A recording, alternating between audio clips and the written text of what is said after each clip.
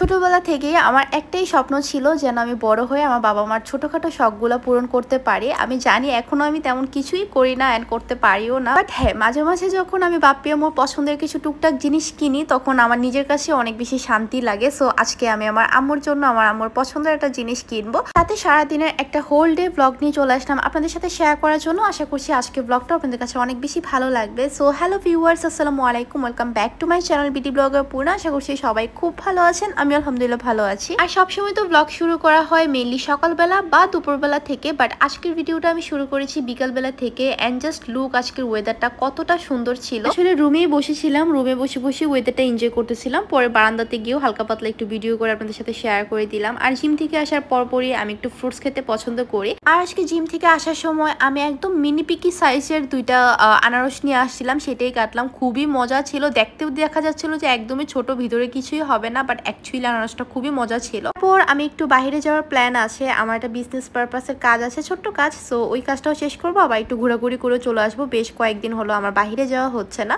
আর ব্লগগুলো দিতে আমি অনেকটাই লেট করে ফেলতেছি। রিসেন্টলি রেগুলার লাইফের ব্লগগুলো দেওয়া একটু টাফ হয়ে যাচ্ছে আমার জন্য, যেহেতু একটু বিজি সময় যাচ্ছে। যাই হোক, আমি গিয়েছিলাম ধানমন্ডির দিকে, তারপর ধানমন্ডির কাজ শেষ করে আবার চলে আসি মোহাম্মদপুরে। আর ধানমন্ডি থেকে মোহাম্মদপুরে আসতে আসতেই কিন্তু সন্ধ্যা হয়ে যায়। আর সন্ধ্যা দিকে না আমার এত ক্ষুধা লাগে, হোয়াট এভার আমি দুপুরে যত ভারী খাবারই খাই না কেন বা লাঞ্চ খুবই প্রপারলি করলেও সন্ধ্যার টাইমটাতে আমার অনেক বেশি ক্ষুধা লেগে যায়। পরে এত ক্ষুধা লাগছে, দেন আমি আর আমার একটা ফ্রেন্ড ছিল আমার সাথে, সো দুজন মিলে চলে গেলাম শর্মা ডোমিস্কোতে। অ্যান্ড ওখানকার শর্মা আমার ফ্রেন্ডের টু বি অনেস্ট অনেক বেশি পছন্দ, আমার যে খুব বেশি পছন্দ তা না, বাট হ্যাঁ ওখানকার শর্মা মজাই। বাট শর্মা থেকেও আমার কাছে বেশি ভালো লাগছে ওখানকার নাগা যে চিকেনটা, সেটা আমি যখনই শর্মা ডোমিস্কোতে যাই তখনই হচ্ছে কি ওই নাগা চিকেনটা খাই, খুব মজা ছিল।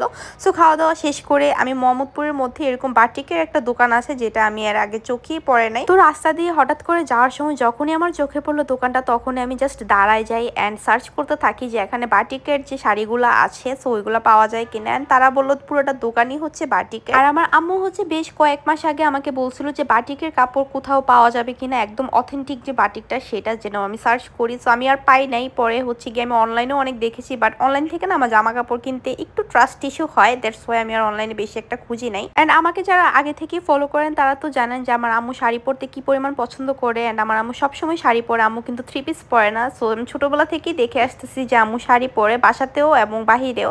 সো আমি এখান থেকে আম্মুর জন্য আম্মুকে ভিডিও কলে রেখেই পছন্দ করিয়েছি আর কি। বাট আমার আম্মু তো বকা দিচ্ছিল যে না না কোনো শাড়ি লাগবে না, কিচ্ছু লাগবে না, তুমি দোকান থেকে বের হও। পরে হচ্ছে কি কোনো রকম আমি ম্যানেজ করছি।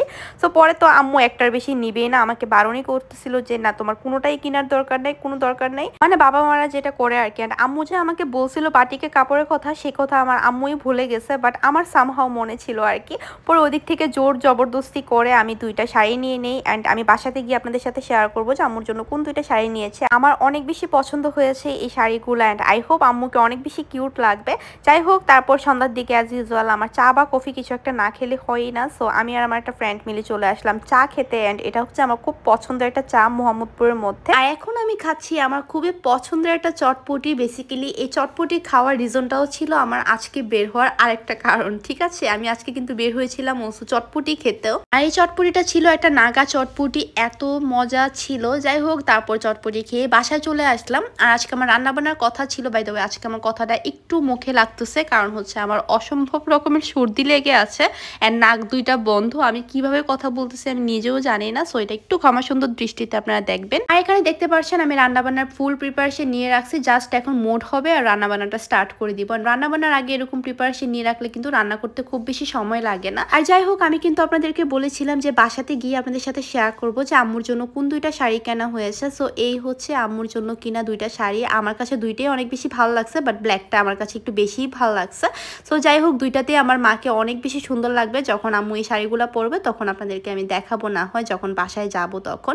সো আপনাদের কাছে এই শাড়িগুলো কেমন লেগেছে অবশ্যই কমেন্ট করে জানাবেন। অ্যান্ড বাটিক কারা কারা পছন্দ করেন তারাও জানাতে পারেন। আর কাপড়গুলো এত পাতলা ছিল আর এত কমফোর্টেবল, এক কথায় খুবই সফট ছিল। অ্যান্ড কাপড়টা খুবই কমফোর্টেবল, একদম টপ নচ। সো যেহেতু বাসায় পরার কাপড় এগুলা, সো আম্মু অনেক বেশি আরাম পাবে গরমে পরে। আর বাটিক প্রিন্টগুলো আমার কাছে না আগে থেকে অনেক বেশি কিউট লাগে। সো আপনাদের কাছে কার কাছে কোন শাড়িটা বেশি সুন্দর লেগেছে কমেন্ট করে জানাতে পারেন, ঠিক আছে। আমার কাছে কিন্তু ব্ল্যাকটা বেশি ভালো লাগছে, দুইটাই অসম্ভব রকমের সুন্দর, বাট ওই যে ব্ল্যাকের প্রতি আমার একটা আলাদা ফ্যাসিনেশন কাজ করে, দ্যাটস ওয়াই ব্ল্যাকটা একটু বেশি ভালো লাগতেছে। আর কাপড়গুলো ছিল অলমোস্ট 13 হাতের, কাপড়ের অ্যান্ড সাথে আলাদা করে ব্লাউজ পিস ছিল, ব্লাউজ পিস সহ আরো বেশি হবে। আর এই যে দুইটার সাথেই কিন্তু ম্যাচিং ব্লাউজ পিস ছিল। সো ব্লাউজগুলো বানিয়ে সুন্দর করে পরলে কিন্তু অনেক ভালো লাগবে। আর বাটিক হচ্ছে এমন একটা কাপড় যেটা আপনি বাসাতেও ক্যারি করতে পারবেন অ্যান্ড বাহিরেও সেম ভাবেই ক্যারি করতে পারবেন। সো দুইভাবেই সুন্দর লাগবে আর কি।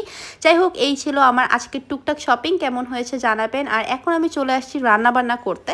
আজকে অনেকদিন পর রান্নাবান্না হালকা পাতলা আপনাদের সাথে শেয়ার করতেছি। সো আমার না হঠাৎ করে অনেক মিক্সড ভেজিটেবলস খেতে ইচ্ছে করতেছিল। অলসো বাসাতে অনেক টাইপের ভেজিটেবলস ছিল। সো সবগুলা হচ্ছে গিয়ে আমি এক সাইজে কেটে নিয়েছি।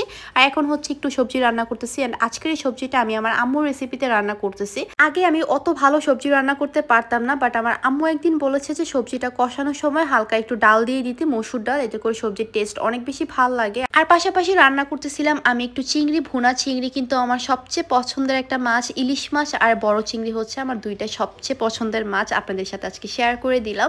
সো একটু চিংড়ি ভুনা করতেছি। চিংড়িটা আমি একটু কম পরিমাণে নিয়েছি, কারণ আমি জাস্ট 2 বেলার জন্য রান্না করতেছি। আর এই যে আজকের মতো আমার রান্না বান্না ডান। আমার এই মজাদার সবজিটা রান্না ডান। এই সবজিটা পরোটা, রুটি বা ভাত যে কোনো কিছু দিয়ে অনেক বেশি মজা লাগে অ্যান্ড আমার কাছে খুবই মজা লাগছে। নিজের রান্নার প্রশংসা নিজেই বলতেছি। বাট আজকে শো স্টপার ছিল এই চিংড়ি ভুনাটা।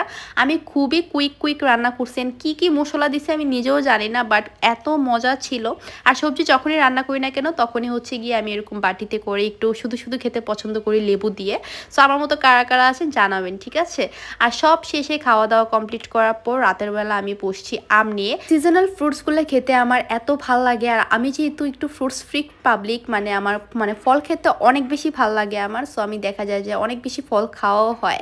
সো এই তো এখন যেহেতু আমের সিজন, এখন আম অনেক খাওয়া হবে। আর আমার একটা ফ্রেন্ড আমাকে এত আম দিয়েছে তার গ্রাম থেকে এনে, যেগুলো আমি খেয়ে শেষ করতে পারবো কিনা সন্দেহ আছে। সো কালকে না হয় আপনাদের সাথে আমগুলো শেয়ার করবো। অলমোস্ট সবগুলোই পেকে গেছে।